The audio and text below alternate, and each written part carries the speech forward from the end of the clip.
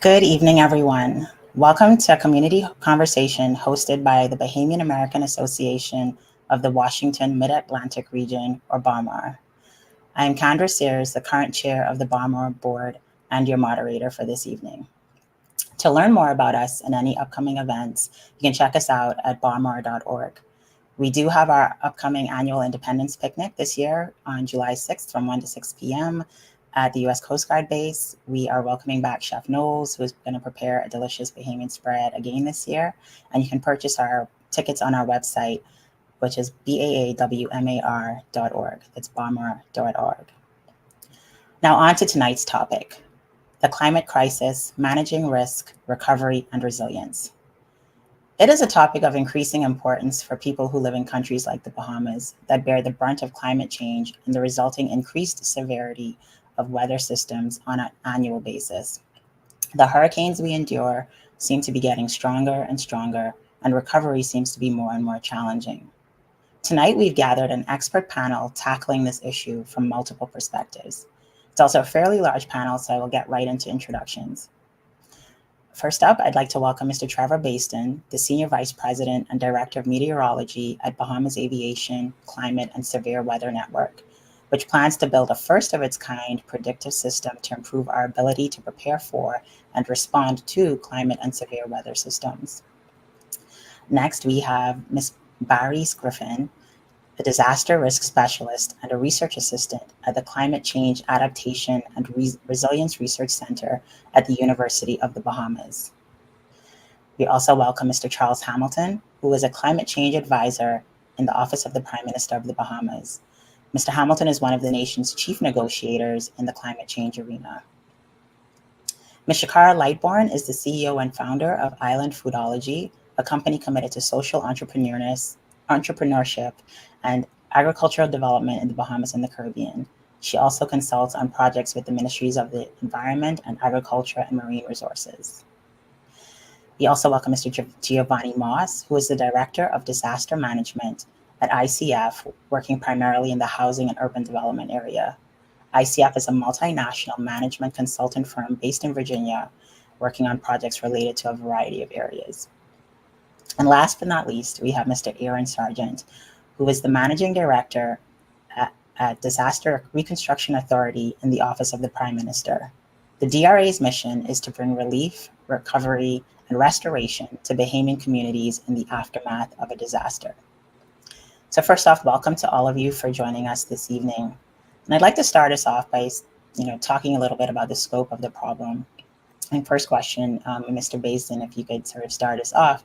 You've had a long professional career in meteorology. Can you share your thoughts on the changes that you've witnessed over time with respect to the frequency and intensity to hurricanes and other storms impacting the Bahamas? Yes, thank you very much, Ms. Sears, and it's a pleasure to be a part of the panel. Yes, well, over the years and being in meteorology, we have noted that the hurricanes, tropical storms, and tropical depressions, they're all termed tropical cyclones, the three designations. They have become more intense, more severe. But I would like to advise the panel that when it comes to the Bahamas, we are number one in the Atlantic Basin. That means North America, Central America, and the Caribbean, Atlantic Ocean, for the largest number of major hurricanes. That's 111 miles per hour and greater, and they affect mainly the extreme northwest Bahama, mainly Abaco. And also number one for tropical storms there in Grand Bahama, right? Freeport Grand Bahama, number one. And so we have rankings of 1, 2, 5, and 6 for the Bahamas. So what does that mean? We are definitely in the hurricane belt.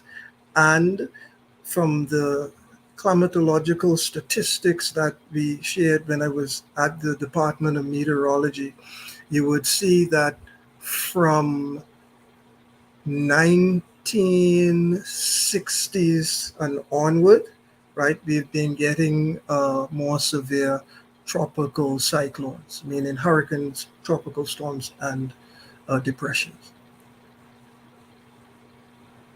Thank you. Can you talk a little bit about how you see meteorological models being used to better predict certainly the size or the severity of oncoming storms?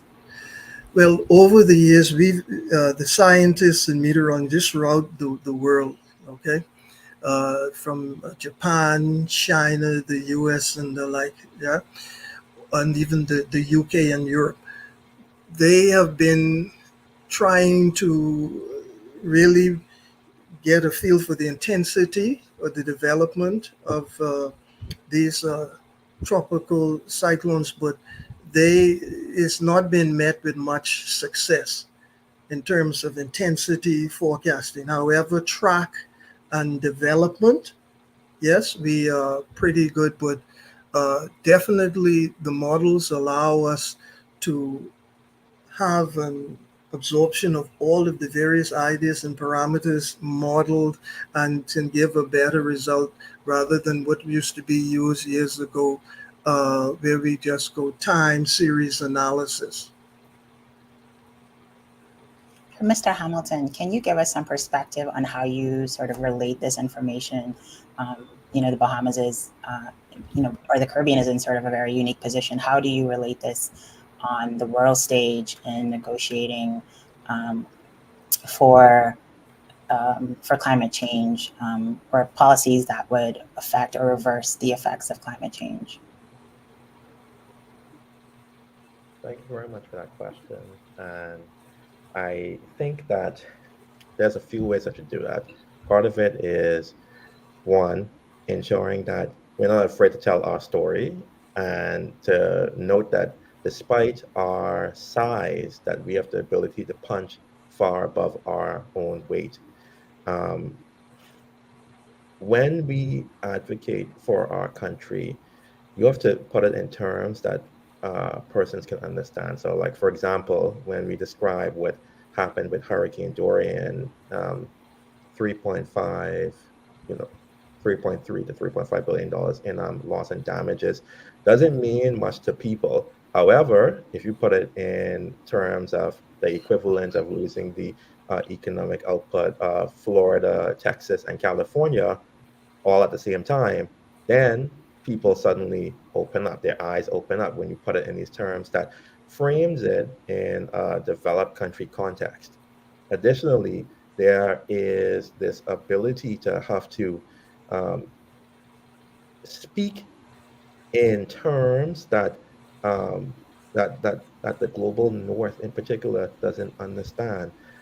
When they hear the Bahamas, they might think of it as just one place. They don't think of it as a series of islands that are experiencing different and varying rates of climate challenges. So to say that the response in New Providence will be different to the response in Abaco or in Grand Bahama, and trying to highlight these case studies to our partners, because there's a tendency to put us all in a box to say, okay, I've funneled or I've mobilized a particular amount of funding to the Bahamas and that should be enough. And it's like, no, we have 18 to 20 main islands that all need different levels of support. It's also being in the spaces, because we've been more active and engaged in the space and have also been actively supporting our colleagues who are in the Alliance of Small Island States or in the CARICOM region. It has helped to build a level of trust, and it's opened up opportunities for us to be able to sit down with key players who see that the Bahamas is being a strong advocate and wants to work and create opportunities with us. So I think this that we're doing well at that. Being able to distill that even more into the national arena is even more important. But I think it's about taking things one step at a time, knowing that like every single small island country, we're not going to be able to resolve every single issue we have just based on our capacity, but we can do a good job at prioritizing where we need to direct our help and attention. Thank you for that. Mr. Sargent, can you speak to sort of the changes in scale of the disaster, the damage that we've been seeing, certainly within the last decade or so?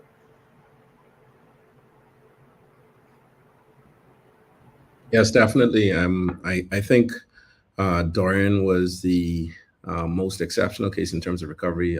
There's still a lot of recovery that is taking place, and now we're seeing in our lifetimes where we are seeing multiple hazards in 1 year. I think just this year alone, we had hail, wildfires, all that we were mitigating at the same time.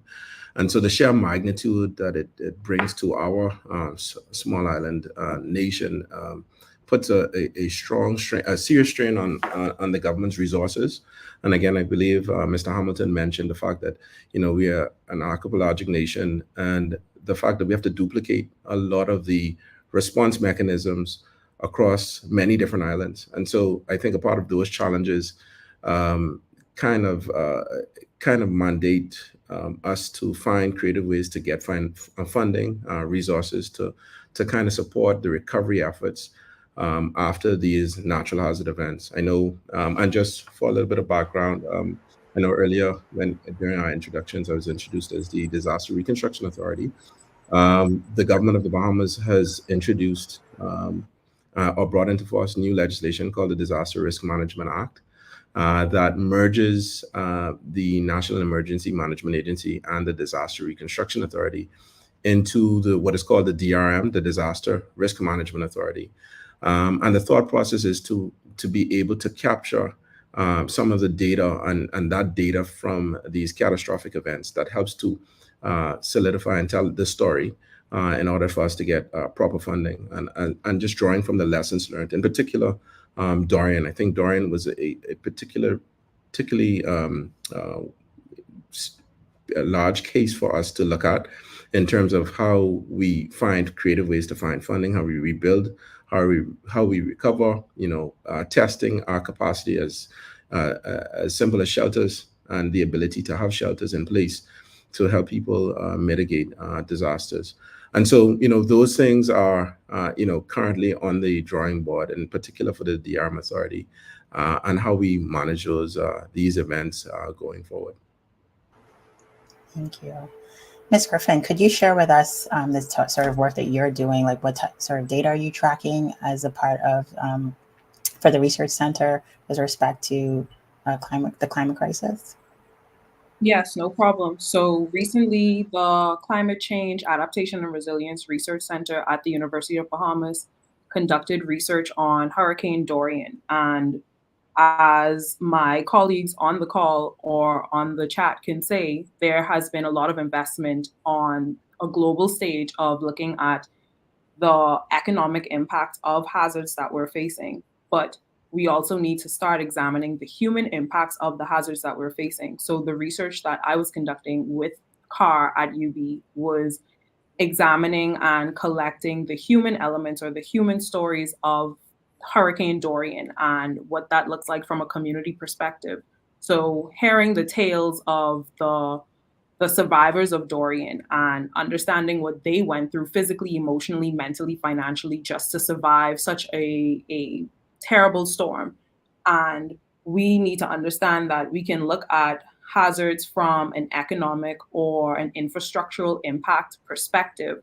We can put figures and numbers on how much the economy lost during these hazards and storms, but we also need to take into account the many lives that were impacted, the livelihoods, the lifestyles, the cultures that were lost from local communities across the Family Islands in these storms, and what we can do to learn from the lessons of the survivors to foster a culture of preparedness. So the Research Center conducted an I Survived Dorian story, which was collecting the oral histories of, or the oral stories of the survivors of Dorian to understand their true pain and their true experiences of disasters, to give a more human element to the storms instead of just a financial or economic perspective. Yeah, I think a lot of times we do get sort of we focus on the economic or the infrastructure, and remembering the human loss and the toll that it takes is also important. I also like to bring in the agricultural aspect. Ms. Lightbourne, you're an expert in this field. What is the impact on our food sustainability or our agricultural sector after these storms, given their frequency and their increasing severity? Thank you very much, Khandra. Just listening to my colleagues, I totally agree with all that was said previously. From my perspective, I was a part of the team that did the assessment of Dorian from the agricultural view. We were on the ground for within 2 days of the hurricane, and a lot of the things that I see that's happened with numerous hurricanes is that we're not ready. Our farmers are not ready. They're not prepared. There's not a lot of, there's no risk assessments. I mean, people know in their head what the risks are, but there's no concrete risk assessment, and there's no very little proper planning. So even when in terms of the government assisting farmers after the hurricane, first of all, farmers they will say they know what they had lost, but they haven't done inventory and they haven't been taught to do that properly. And even from the government standpoint, I don't know, even if sometimes the extension officers know how to do those assessment properly. So for me, the first thing would be risk assessment and planning. So when we have these disasters, we can actually quantify our losses. And then from there, we can see how we can mitigate and adapt to the situation. A lot of things we saw after Dorian was saltwater intrusion. And obviously, if you have salt water in your water table, you're not able to irrigate your crops. The crops automatically die. You're not able to water your animals, and they also die because there's salt in the water. And so, with that, I think there has to be a lot of training and education in those areas. As my colleagues from UB spoke about the human element, teaching people how to bounce back, teaching people how to go to adapt quickly to these different levels through, let's say, diversification of the crops they're using, or maybe rainwater harvesting techniques, certain irrigation techniques, storage of feed, creating forage banks, food banks for their animals. So, and with climate resilient crops, looking at crops that are resilient to climate change and hurricanes, and that are able to bounce back quickly. So, from that perspective, I think we have lots of work to do. Um, but I think from it needs to have more of a top down approach. The farmers are willing and ready and looking for guidance in this area, and I think we need to do more in this area when it comes to our food security. Um, Not only from we only think about imports or imported food, but from just to support our small communities. Even if people aren't able to get to them, at least they have food in their immediate areas that they're able to survive off for a couple of days or a couple of weeks. So I'll pause there. Thank you. And Giovanni, what is the role of, sorry, there's a little bit of feedback, but what is the role of consulting firms like yours in disaster preparedness or mitigation? But it's a pleasure to be on the panel with my esteemed colleagues. So I think firms like ours provide kind of the infrastructure for the recovery from the onset of the actual storm to the full recovery of it. Again, kind of creating the policy, procedure, infrastructure, trying to, like Ms. Griffin said, kind of create a culture of preparedness, right? So I think, throughout the Caribbean, throughout the U.S., there's a number of best practices that have been implemented when it comes to from immediate recovery to long-term recovery. So I think we bring those best practices to the table, trying to help all the key stakeholders from the government agencies to and the private sector and then the NGOs be able to kind of organize and create some central level of being able to work together. So firms like I've done projects, of course, across the U.S. And also focus in the Caribbean within Puerto Rico, USVI. And the goal is to be able to help. In government, they have the regular work. And when storms come, typically government agencies are at capacity. So we help try to come and provide staff augmentation, trying to assist them in the areas that they need help with. Also, when it comes to the securing the assets necessary for recovery. So either to be hard assets as far as equipment, where it'd be, mutual aid agreements with neighboring government agencies to be able to provide assistance.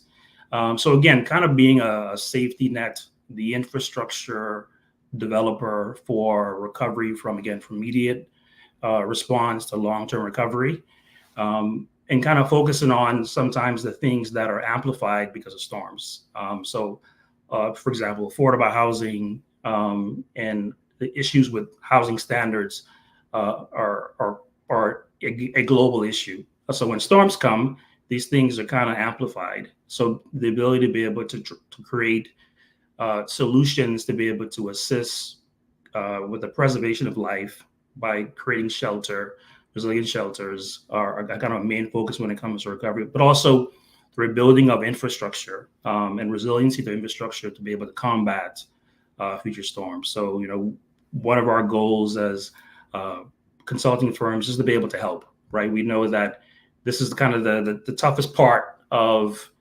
the community. You're dealing with the loss of life, the loss of property. And our goal is to be able to come in and kind of create the overall structure to be able to provide assistance. So I think that's, again, our goal is to be able to provide capacity for recovery and then also to build resiliency long term. And I'll stick with you for another question, but how can you speak to sort of what do you think are some of the best practices or effective strategies in for planning and infrastructure to in terms of development to build that resiliency? Well, I think, of course, when it comes down to recovery and resiliency, I think Aaron, Mr. Sargent mentioned it's being able to locate funding, right? So in order to be able to move forward, recovery requires resources. So I think being able to put the infrastructure and mechanisms in place to be able to access funding either through donations or other government agencies providing aid, that's, I think, the kind of critical piece to be able to move forward. I think pre-positioning contracts for the necessary vendors to be able to, for recovery are key. So the essential part is being able to kind of clear roads, be able to provide food services and so forth. So a lot of these things need to be put in place prior to storms. I think the infrastructure of actual pre-position contracts, either immediate within the country or outside the country are key. From a preparedness standpoint, I think doing tabletop exercises are key. Trying to look at every single scenario that might happen and make sure that every single level of government, and again, other key stakeholders as far as the private sector and NGOs know what their roles and responsibilities are when storms come. So we're not in a chaos operating standpoint. We know how we can actually serve the community, how we can recover, how we can tap the resources that we are able to need. So hopefully that answers your question, Ms. Sears. I think so. And so I want to go back to Mr. Basden for a second and thinking about better preparedness. I know there was after Dorian, and certainly within the last few years, there has been talk of adjusting the scale that we use to sort of measure hurricanes by. And I'm wondering from your perspective, do you think that would help people to better prepare and maybe understand the risk better if we sort of, we have our current scale of 1 to 5, but either expanding it or communicating information better so people responded differently to be better prepared for these storms?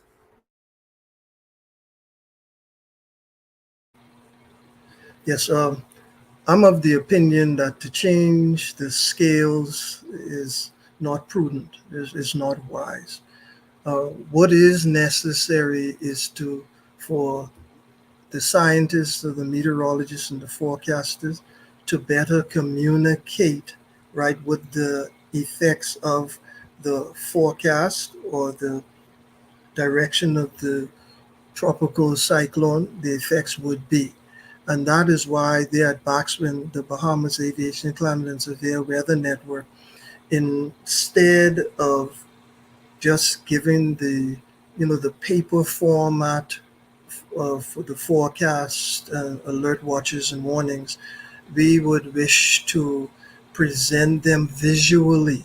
So we are taking steps to, let's say for New Providence, for example, and let's say Gambia. Well, if a cyclone is to impact that area, we would visualize, we would have 3D images and of the area, and people can visually see what the forecast would result. And that is what we are looking at. But I have to say this much. We must remember, in terms of recovery, mitigation, whatever it is, that 80% of the Bahamas 10 feet or less above mean sea level. So once you get an impending storm, you're looking at flooding and saltwater inundation no matter what. And so that in itself is, it sets it at a great disadvantage. And then secondly, and then I'll return to you, because of the orientation of the Bahamas, remember we are from a northwest to southeast orientation, but that is the general track of the tropical cyclones coming off the coast of Africa, being steered by the subtropical high. They usually come towards us, so we are the gateway for these systems before they reach the U.S. It's so true. Ms. Griffin, I'd like to invite you back into the conversation. And is there anything that you've learned from your work that could maybe better inform preparedness on a sort of personal level at the individual level? Yes. So I'm really on the qualitative and the humanitarian side of things. So I'm always looking at how are people affected and how are people managing disaster risk through personal household level of preparedness or community level of preparedness. And it's often a common theme in disaster management or disaster risk reduction activities that when we speak of fostering a culture of preparedness or resilience, we speak of the technology or the hard infrastructure investment. But with the Bahamas being a chain of islands, or us always referring to it as a family of islands, we do have to think of it as a family. And it's important that we begin investing in our social capital or our social safety nets or social infrastructures, as this strategy will help with fostering community preparedness and personal levels of preparedness. So when we see areas with low levels of trust or irregular or infrequent resident interaction, those communities tend to be the ones that are unable to overcome the impact of a hazard or are least likely to recover in a timely or efficient fashion because they don't have those social safety nets or the social capital that would foster the culture of preparedness. It starts with knowing your neighbors or knowing who's in your area, who has what resources you can lean on with each other in these communities. So when we see communities with high levels of trust or higher levels of social programming, community organizations on the ground, reliable routes of contact or points of contact within the community, those communities are the ones that are usually self-initiated for their recovery and resilience process. So I think some of the most effective ways with fostering a culture of preparedness would be investing in building community programs and investing in the social safety nets of those communities. And that would help to foster resilience or long-term sustainable resilient practices with community members and personal household level of dependence and partnership. Yeah, and is there, I guess I'm wondering if what the level of collaboration is between the work you're doing and, say, the DRA's mission. Could either of you speak to Ms. Griffin or Mr. Sargent, or speak to what, what sort of that collaboration might look like or does look like if there are already existing programs you're working on? So I wholeheartedly agree with Ms. Griffin in terms of a whole of community approach to building resilience. I think that's the most key component in terms of ensuring that we prepare and communities are strengthened in terms of their ability to mitigate at the local levels any disaster or natural hazard that may come their way. In terms of collaboration, again, the new authority that's recently been established, the DRM authority, we have been working with various partners, the IDB, various civic organizations, and to ensure that we include and there's an inclusive process in terms of the rollout of a national disaster framework that we all can buy into. And so it's a transition process, having just recently been established May 15th. We are working to meet with all of our stakeholders. Recently, we just launched a meeting with Family Island disaster practitioners. As you know, Family Island administrators are the first points of contact in mitigating any disaster. And so understanding, and Ms. Griffin was on one of those missions with us. And I think our goal was understanding what are their challenges, what are their things that they need our assistance in terms of strengthening and enhancing their disaster, Family Island disaster plans. So yes, there is collaboration, it is ongoing. And like we like to say internally, we got a shiny new car, but there's some things that we have to work on while we drive. And so we are working collaboratively with various agencies to kind of get their feedback, get their input into developing and strengthening a community-based approach to disaster risk management. So strengthening that awareness component, strengthening education at a local level, helping our fellow citizens to understand the importance of preparation, the importance of putting together their family preparedness lists and checklists, finding creative ways to get them to buy into that is what the focus is of the new authority. Yeah, I like that analogy, right? A new car, but we got to work on it while we're driving. It really, I think, encapsulates the difficulty of the work that you all are trying to do. Bringing that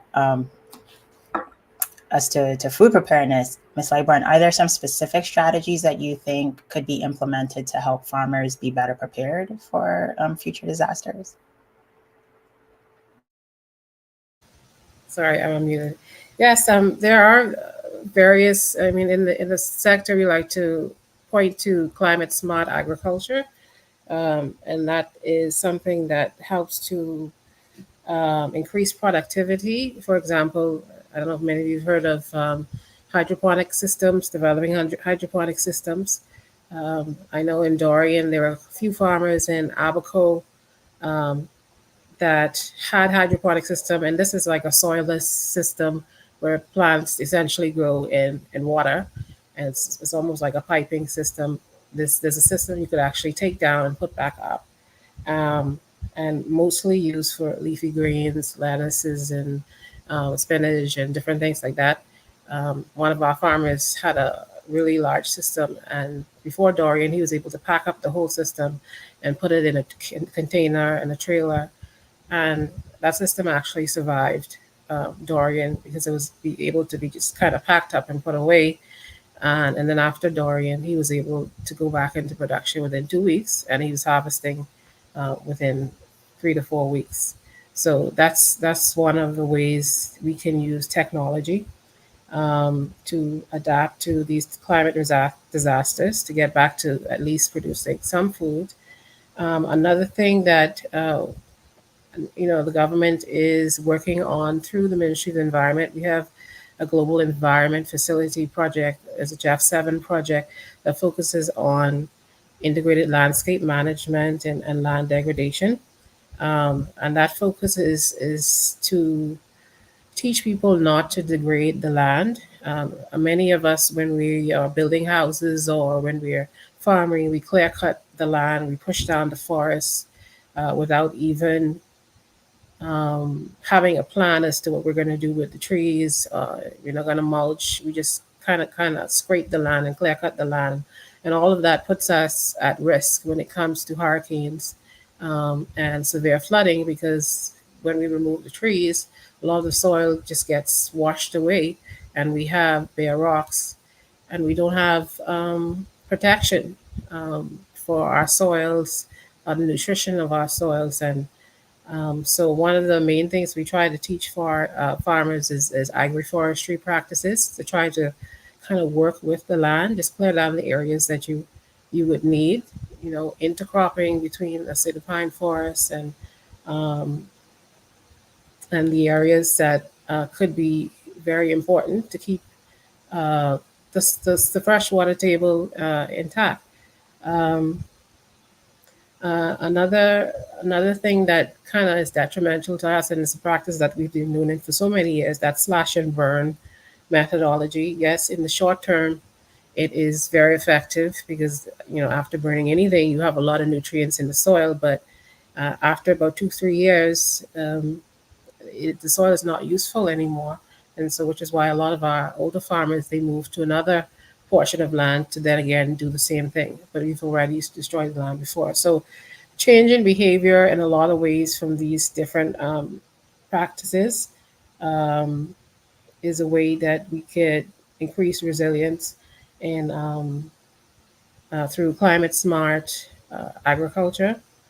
Another thing too is the water management um, in terms of, like I said before, rainwater harvesting and water saving technologies to cope with certain scarcities of water. I think rainwater harvesting is something we did as a country during my father's time. They used to talk about catching water and saving water and using rainwater for a lot of things, but we don't do that anymore. Some people on the island still do it, but this is something that we probably, as a community or as a country, need to get back into these types of things. And then diversification of your crops and livestock. I think I kind of touched on this before. There are some crops like, as I sweet potato and cassava, that are extremely resilient to climate change. I mean, the salt water will come and wash over them, and once they get irrigated with a little bit of fresh water, they're back up and running. Cassava, sweet potato, things like that, very, very resilient to climate change. So looking for more crops like that and looking for more animal species that are resilient to these types of environment. And then the last thing I would say would be income diversification, not to encourage our farmers not to solely depend on the agricultural production side in terms of the crop, but also pair it with things like agritourism. Pair that fast money with the slow money.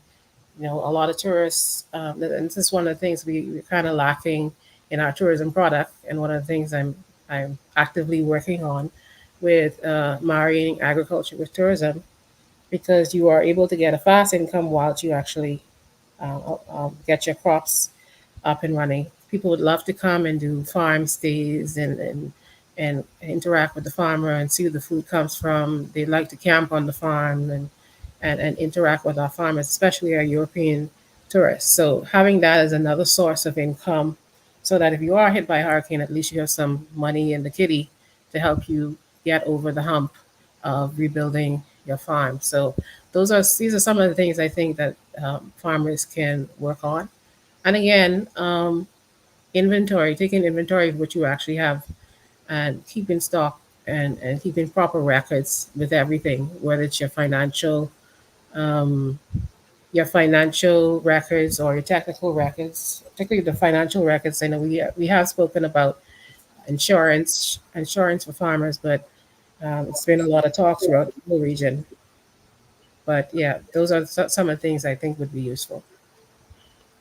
Thank you. So you've all given us a lot to think about in terms of the resources that we need to build resiliency. And I'm caught wondering, like, how do we fund this?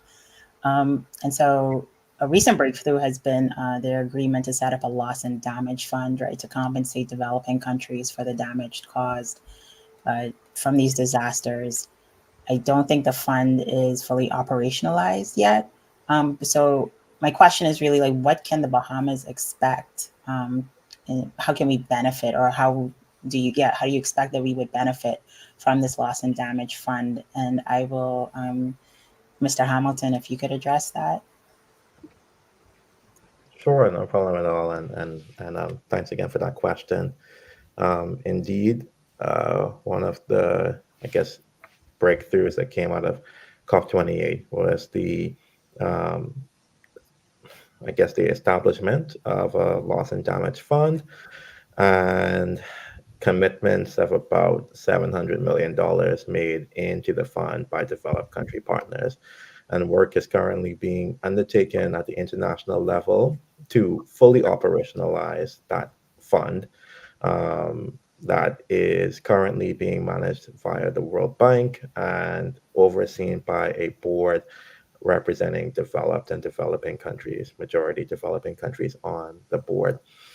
The Bahamas has actually done its part in helping this fund to be established, because out of one of the meetings that we held in the Bahamas, bringing together uh, Caribbean leaders on the issue of climate change, formed a we formed a consensus that we would not be supporting any future COPs if that fund was not established in Egypt and further operationalized in Dubai, because this was an issue that we were talking about for 30 years as a small island community. That this issue of loss and damage is happening and is continuing to advance because of global inaction on climate change. One of the uh, things that we've also managed to do is to actually get a seat on the board of the Loss and Damage Fund to help advocate for its rapid operationalization and to increase the pressure for our developed country partners to mobilize the funding required for that, and to ensure that we do not create a financing mechanism that is as cumbersome as other international financial mechanisms, so that the average developing country can actually benefit from that.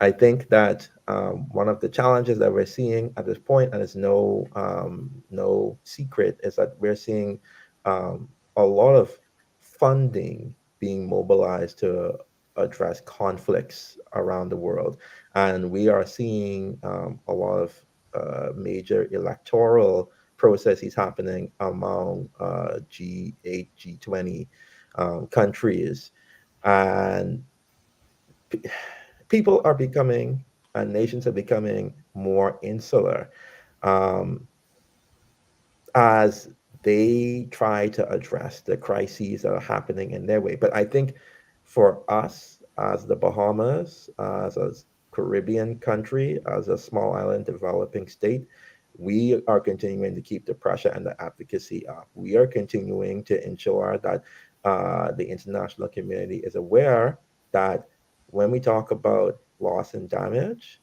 we're talking about issues that impact hundreds of thousands to millions of people. Countries like the Bahamas, who contribute less than 0.01% of greenhouse gases, are suffering loss and damage that equates to 25 to 30% of our GDP, and that's not something that is sustainable nor is equitable.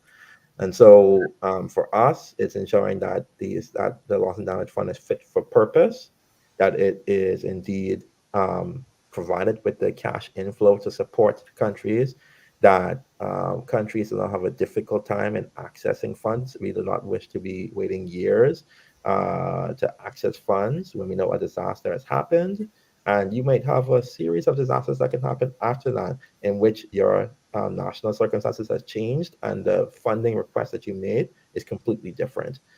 And for us, we're also talking about ways how we can be innovative, right? Because we talk about risk management mechanisms like insurances, but we know that the concern is that there is increasing rates of these climate disasters that are happening within our region, and traditional insurance I guess, plans are not willing to take on that risk. So how do we look at, sharing the risk from maybe utilizing the loss and damage fund and other risk management tools so that that way the cost of insurance could be lower, right? And far more manageable for those of us who would want to be able to have that as a tool at our disposal in the face of a disaster. So for us, the pressure is going to be on. We are applying the pressure here in Germany, and we'll continue to do that on the way to Baku because it was mandated that this loss and damage fund needs to be operationalized fully this year. And the Bahamas has actually put in a bid to to be a host for the board of the loss and damage fund so that these meetings can occur in a developing country where there is consistent threats for climate disasters, so that when those persons are sitting around the seats and are holding their traditional country and group lines, that they can see and understand that the host country of the board is experiencing loss and damage as we speak, so we cannot afford to continue with business as usual. Thank you. So I don't know if this is a question for you, Mr. Hamilton, or maybe Mr. Moss, but how do blue carbon credits sort of fit into like financing resiliency in response to the climate crisis? How do these, could you explain how they would work? And then how would we avoid using, with these credits being used by polluters to simply avoid having to do the work of, reversing this crisis? Yeah, I think what is important is that the issue of carbon credits in general are a tool in a toolbox to help address climate change mitigation strategies. So essentially, when you talk about carbon credits, you're talking about a country. You're either increasing the amount of carbon sinks, whether that's in your environment or the implementation of a technology that will reduce greenhouse gas emissions, and the I guess reductions in your carbon emissions, you're essentially applying a price to that to generate a source of revenue that can be used to help advance climate resilience and adaptation work within a country. Um, when we talk about this issue of carbon credits, it isn't this whole issue of a green washing or this blue washing or any of these other concerns. Um, when we talk about the issue of carbon credits in a Paris Agreement state, you have to show that you're not just using carbon credits as a way to continue with business as usual. In fact, no, this whole issue of our carbon credits is actually meant to decrease over time as we head towards 2050 and net zero targets set by the global community. So the availability or the financing of carbon credits is used as a way to, one, enhance the amount of mitigation activities that are available to a country that normally would not be financed. So whether that is enhancing the number of seagrass beds or mangroves, or increasing the amount of renewable energy generation, and all these other tools that help to bring down greenhouse gas emissions. You try to source financing to be able to do those things that we know will be helpful for our planet, but also have co-benefits for our Bahamian um, for our Bahamian society. We know that if we increase renewable energy provision. That's going to help to provide a bit more redundancy in our electrical grid. It helps to reduce air pollution. It helps to reduce costs, and it has sustainable development co-benefits for the Bahamian people. If you're protecting the environment and enhancing the amount of sinks, your seagrass, mangroves, etc., they all help to act as a buffer against storm surge from hurricanes, and it's helping to increase our natural protections from climate disasters. So from a Bahamas perspective, but even more so from a global perspective, companies realize that, and there's a lot of legislation and regulations going in place that companies and entities are not just able to say that they are a net zero organization or they're hitting these particular climate cleans and it's all being done off the back of carbon credits. No, this is a tool in a toolbox where you are helping to mobilize some finance that would help a country to be able to address its mitigation goals. We're helping you to achieve your mitigation goals, but we're all showing that we are gradually improving over time in our moving from business as usual to actually reducing greenhouse gas emissions over time. So I can tell you that heading into 2030, 2040, 2050, there'll be increased scrutiny, and they'll be asking, okay, what percentage of your emission reductions that you're claiming is actually from carbon credits or from other initiatives? And if it says a whole lot of carbon credits, then people will begin to say, no, that's not acceptable. And so that's what the Paris Agreement has agreed to, and that's as a signatory to the Paris Agreement, that's what the Bahamas will be seeking to also follow. And it's been captured in our legislation, the Climate Change and Carbon Markets Initiative Act as well.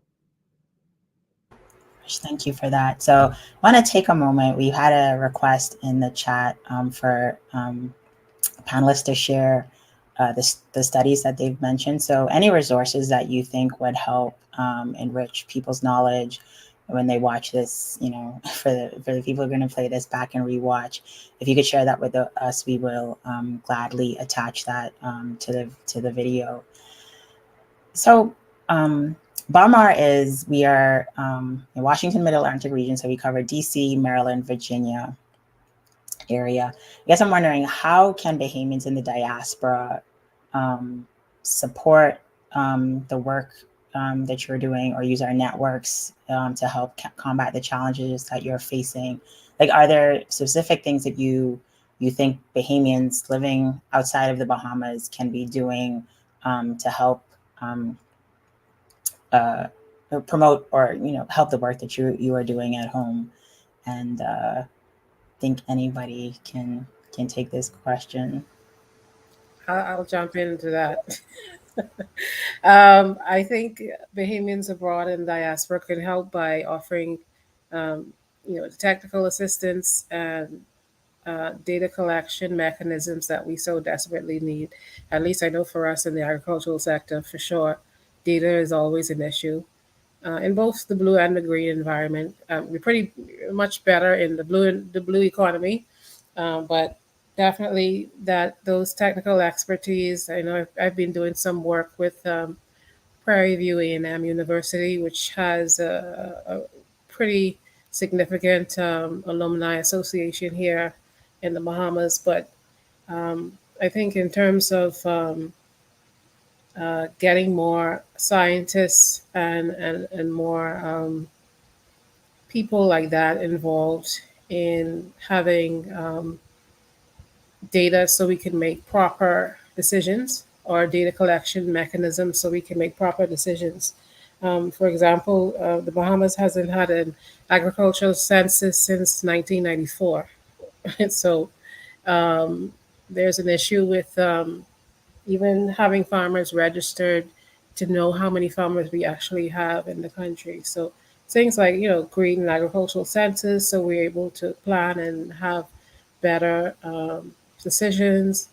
Also, in terms of, let's say, seed banks, we may need assistance in that, where we have a repository of seeds from the Bahamas somewhere, maybe in the U.S., where it can be safe, that we can replenish after a disaster or something like that. One of the projects I'm working on now with the JEF project, the Global Environmental Facility project that I mentioned, is creating these nurseries, 10 nurseries across 7 islands, so that if one island is hit, we have other nurseries to be able to replenish not only agricultural crops, but for mangrove planting material, as well as forest planting material. As we know, in Dorian, we lost thousands of acres on both Grand Bahama and Abaco of pine forests. And that now we're really feeling the effects of that now. But my main point, I would say, technical expertise, whether it be from helping our community standpoint, as well as from our at the upper level at the ministry standpoint. If we have people in those areas abroad that can help us, by all means, I would like to see them, volunteer their time and lend a hand. Ms. Griffin, do you have any thoughts on this? Yes. So for the people and the Bahamians living abroad, I would say something that would be beneficial to us here would be continue to have the conversation, or be a part of the conversation, or get involved in the conversation, and make an effort to be aware of the risk and the hazards that are happening over here. For instance, within a few weeks time span, we experienced a drought, a heat wave, and flooding on top of the beginning of hurricane season, all within the span of 4 weeks. So it's important to be aware of what is happening at home and to be a part of the conversation. So in the event of a disaster or a natural hazard impact, that you are informed on the best route of assistance. Even if you cannot personally do anything, you can push and promote local organizations or local charities on the ground that would be seeking help and relief and aid. And just having that on the ground knowledge, or that involved conversation, helps with garnering public interest or public awareness to the needs on the ground. And that will also help with possibly gaining funding and tracking funding in the future for relief efforts and other social program investments and opportunities. So I would say definitely be a part of the conversation, continue to be interested in what's going on over here, and having that knowledge so you can promote these issues wherever you are.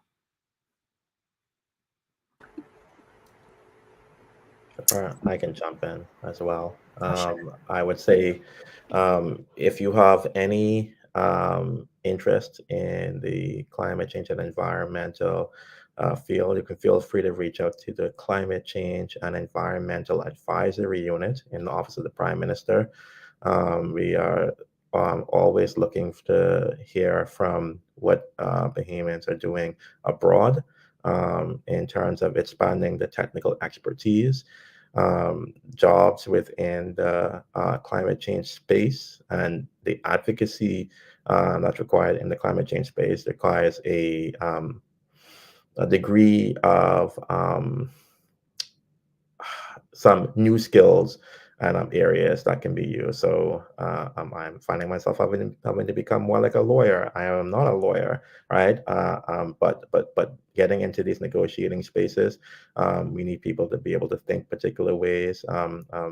We're really advancing a lot of climate youth advocacy, trying to get young people more involved, both outside and inside the Bahamas. We've entered into our third year of a youth climate ambassador program, and a first year of a sustainable development goals ambassador, because we're trying to build capacity and build a cadre of young people who are being exposed in the climate diplomacy space, a climate practitioner space on the ground, and trying to create a pipeline of individuals who can help support and advocate for our country in the long run. So if you're a Bahamian who is studying abroad and you are interested and how can I become more involved in the climate change space.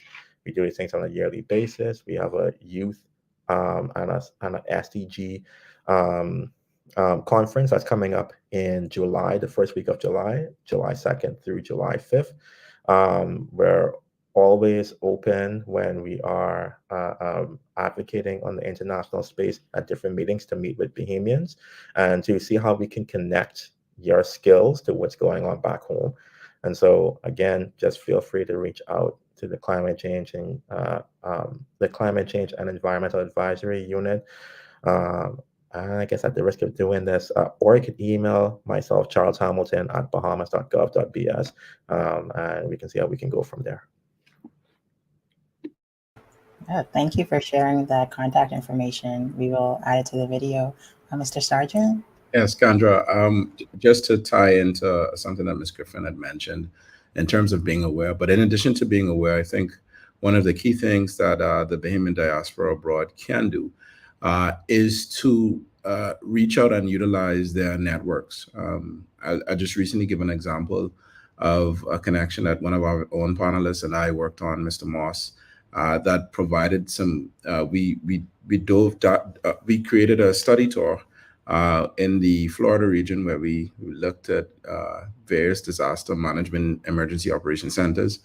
And through his network, we were able to collectively review some of our practices with a view to enhancing what we do locally. So I think utilizing the vast network that Bahamians abroad have and the various places that they sit in, that would allow us to build capacity locally and to build some resilience. And then also to encouraging family members home to also be a part of the conversation in terms of disaster preparedness and resilience, encouraging them to prepare. Because as you know, we as Bahamians sometimes wait until the ninth hour to prepare. And with the forecast being what it is this year, my encouragement is to encourage your family members to prepare. Don't wait to prepare, put aside the things that you need to put aside to protect your valuable assets, etc. And so I think those are some of the key things that we can, the Bahamian diaspora abroad can do to assist in our work. Thank you. Mr. Moss? Yeah, I mean, to kind of piggyback off what Mr. Sargent said, I think on the side from the Bahamas side is kind of creating the bridge for us to be able to volunteer and provide services. Because again, especially after major disasters, you have an outcry from Bahamians that want to be able to help. So I think being able to create the bridge opportunities, like for climate change, to be able to provide assistance would be great. So a structure of volunteerism or whatever that bridge looks like from an advisory standpoint. And I think once you kind of create a structure that allows us to be able to provide assistance, you will have some people signing up. So I think it's kind of, again, creating that advisory volunteer aspect bridge of people, of Bahamians that live throughout the US and other parts of the world that want to be able to provide their expertise or even volunteer or provide donations or whatever services they can during the recovery process. Thank you. And Mr. Basden? Yes, from my aspect, if I may, we have already reached out to the National Center for Atmospheric Research and also NOAA, the National Oceanic and Atmospheric Administration. So we really have gotten together with these organizations, and they are showing great support with our idea of the visualizations, to the extent that we would wish to offer at least 50 scholarships to deserving Bahamians who would be interested in meteorology and climate and the like. Okay, and they have also visited the Bahamas over the last 3 weeks. Professor Roloff and some of the directors from NOAA to view the family islands and to see how better we can move forward. So from our aspect, we are willing to assist and provoke and encourage Bahamians on this side to do, because we've already done the work on the other side. Thank you. Thank you. And Mr. Sargent, you had something to add? Yeah, yes, thank you, Khandra. I just wanted to add another way that the Humans Abroad can help and can be incorporated in the disaster management aspect of what we do. The new legislation requires us to create and establish a non-governmental council that is tasked with providing oversight and leadership of NGOs and entities that are willing to assist. And so if there are and I know many Bahamians abroad lead various NGOs, and they want to be a part of the process in terms of how we prepare, how we develop disaster plans. I dropped my email in. Please feel free to message me. I'll ensure that once that is established, we can make sure to reach out and invite you to be a part of it. Thank you so much for that. Yeah, this has been a really rich and informative discussion.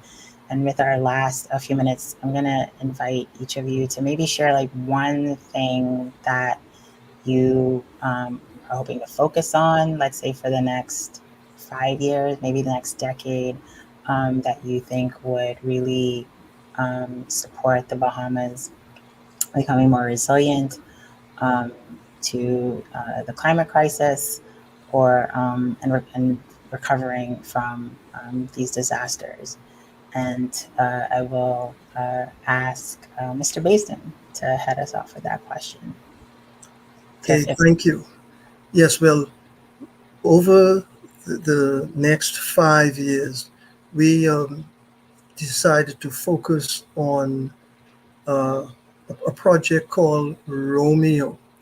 And what that is that all of the necessary carbon emissions from aircraft that are traversing the Bahamas airspace, to in real time make the necessary calculations. Why? We found that like the turtle grass and the others, for you to expurgate and draw on the determination of the amount of sink and source there, it takes an inordinate amount of time, up to I think 12 to 18 months. So our focus is to say, okay, let us use in the technologies and partnerships with NOAA and NCAR, the National Center for Atmospheric Research, and develop something where we can readily, right, the Bahamas can readily benefit, right, with, and we are looking at, from rule of thumb there, about hundreds of millions of dollars a year, and that process can start almost immediately. We enter into a HOA with the government. That HOA meaning heads of agreement. Thank you. Ms. Griffin? Yes. For the foreseeable future, I hope to work on implementing the newly established and enacted legislation for disaster risk management in the Bahamas, and really focus on not only just hurricanes, as is tradition in this country, but also the other hazards that we face, such as droughts, heat waves, floods, and wildfires. So I'm hoping to move forward with that. Thanks. Mr. Moss? What are you? Yeah, so over the next 5 years, is to continue to be able to provide access to my network throughout the U.S., the services, the best practices. And I'm also planning on being able to create a private entity actually based in the Bahamas for full myriad of recovery services in the next few years. Great. Ms. Lightbourne? Over the next 5 years, I hope to, now in my new capacity as an entrepreneur, an agripreneur, as well, with a socially socially minded agripreneur. I hope to help with capacity building within our community because I feel like training and education is key to changing behavior and making sure that people are prepared for whatever disaster that comes before them, to at least be as prepared as possible. Helping people to build their skills as well as increase their networks not only in the Bahamas but as well as in the Caribbean and the United States. So it'll help to make our sector a little bit stronger. As well as, I hope to start a nonprofit to help with that as well. Hopefully in the next year or so we can get more funding for the agricultural sector to do these trainings and capacity building exercises.